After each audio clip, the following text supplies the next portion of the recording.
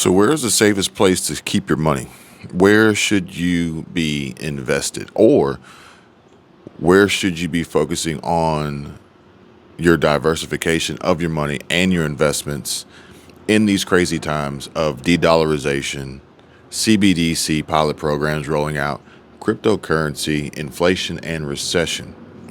Well, folks, according to CoinDesk, it says that Australia's central bank taps MasterCard and others to test CBDC use cases. And the projects will take part in the country's central bank digital currency pilot, expected to wrap later this year. Now, although I'm sure a majority of you, based on YouTube analytics, 95% of you are watching from the United States of America, there may be a small portion of Australian viewership, as well as understanding how what these banks are doing all around the world will ultimately trickle down to other banks, other central banks, other countries, other currencies, and other people.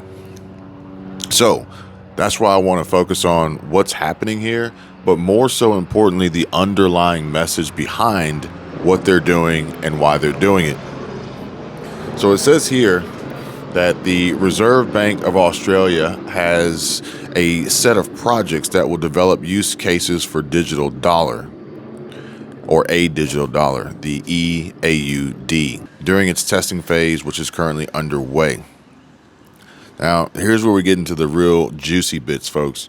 The pilot and broader research study that will be conducted in parallel will serve two ends. And this is coming from the RBA, Reserve Bank of Australia's Assistant Governor, Brad Jones, where it says that it will contribute to hands-on learning by industry, and it will add to policymakers' understanding of how a CBDC, central bank digital currency, could potentially benefit the Australian financial system and economy. Australian, American, US, England, UK, it doesn't matter, folks. Canada, this is all one and the same here, okay? We're just putting the puzzle pieces together from around the globe to understand just how it's going to impact and affect us. Now, it says that some of these projects will address issues like conducting offline transactions using a CBDC, and a project description suggests smart cards preloaded with funds could enable offline payments, though it will focus on a consumer to merchant scenario. So initially, CBDC was really more so a B2B transaction, business to business. Now in Australia, we can see that they're focusing on the consumer to merchant, and they're discussing these smart cards preloaded with funds. But if you recall from my previous video about this new CBDC and what their power would be over this, the central bank's power, these smart cards to me are already concerning, already worrying me about their intentions, okay? The risks that we could face. But there's other risks here as well that I'm going to share with you guys. And it says that the RBA's digital dollar experiment is one of many such initiatives by central banks around the world. CBDC not only represents the transition to a more digital economy, but also a safer alternative to private cryptocurrencies that may even leverage their underlying technologies. Let me read that again. A CBDC not only represents the transition to a more digital economy, but also a safer alternative to private cryptocurrencies that may even leverage their underlying technologies. So I told you guys, CBDC is really focusing on crypto. Crypto's blockchain, Bitcoin, BTC, Ripple, XRP, altcoins, ETH, Ethereum, Optimum. But they're saying here that they want a safer alternative to private cryptocurrencies. And in some instances, in some scenarios, in some case studies and comparisons, cryptocurrency almost seems like the safer alternative, sans the government overreach, the government oversight, the smart cards preloaded, the potential expiration dates and time limits and restrictions that could come with CBDC, depending on how, when, and where the government, the central bank, would want you to use the funds. But here's the problem. Silvergate had a crypto bank run, according to Bloomberg. And this has been circulating around the internet, around the news headlines, around YouTube, in the crypto community. And the crypto collapse has reached the real financial system. Now, this is not good, taking into consideration how we're looking towards cryptocurrency as a possible viable alternative to the dollar, to CBDC, central bank digital currency. Silvergate's troubles may make it harder to get out of crypto and into dollars, which unfortunately crypto is tied to dollars. And Silvergate suspends, according to Reuters, Silvergate suspends crypto payments network. Very, very concerning here. All the while, stablecoin issuer Tether used bank accounts opened with falsified documents in the past, according to the Wall Street Journal. And Tether used fake documents to open these bank accounts, which just further creates more complexity, confusion, risk about this alternative. So what do we do? Where do we go? How do we prepare? Congress needs to act on crypto. Sort of. I'm going to read this to you from Forbes, and it says that on February 8th, the House Financial Services Committee held a hearing to discuss whether the accredited investor definition unfairly limits access to investments for the non-wealthy.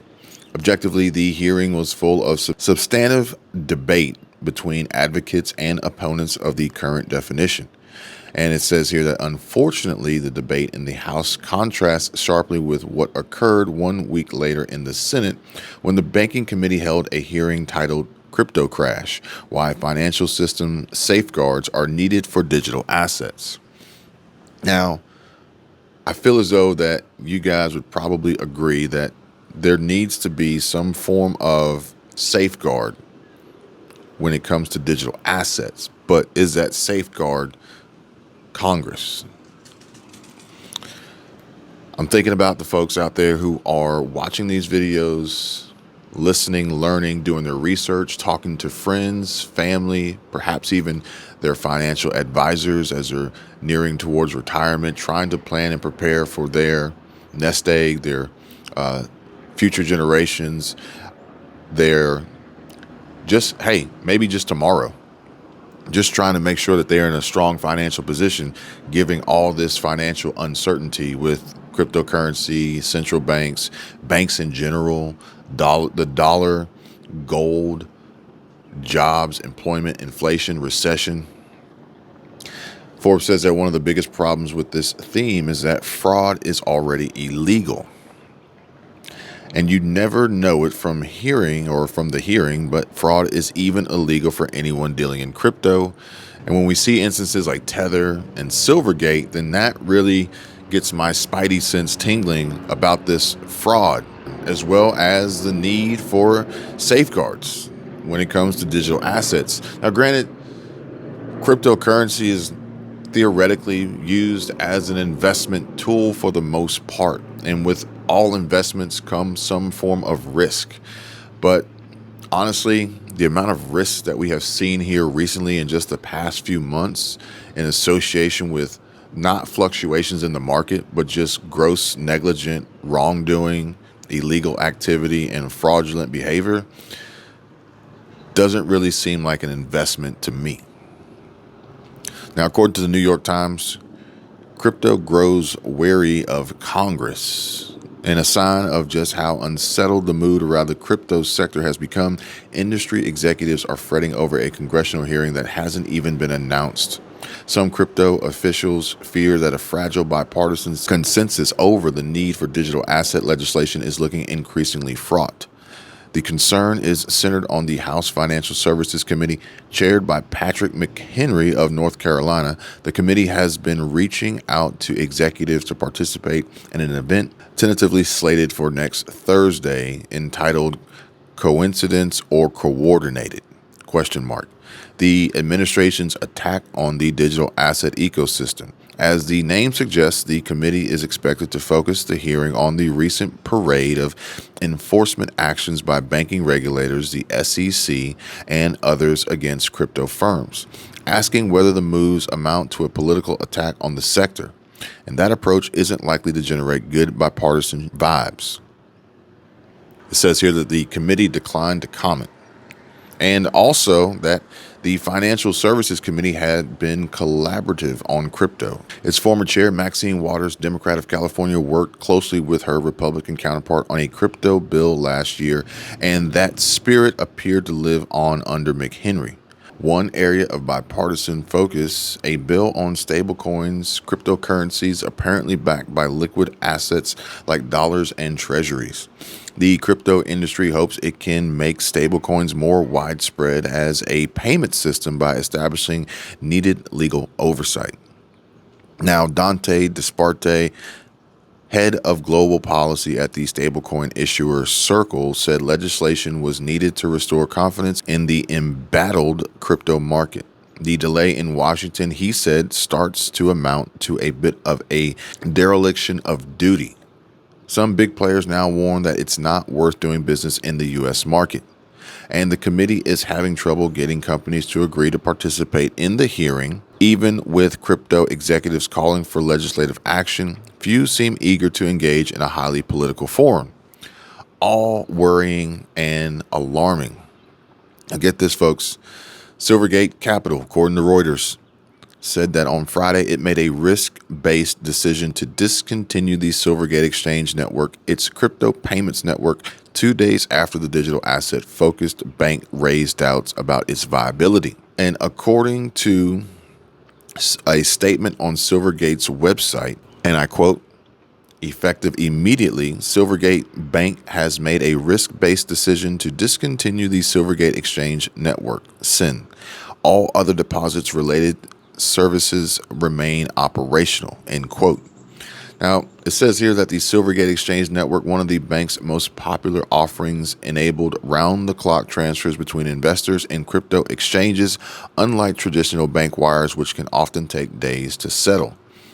And Silvergate on Wednesday warned in a filing that it was evaluating its ability to operate as a going concern, disclosing that it had sold additional debt securities this year at a loss, and that further losses mean that the bank could be, quote unquote, less than well capitalized.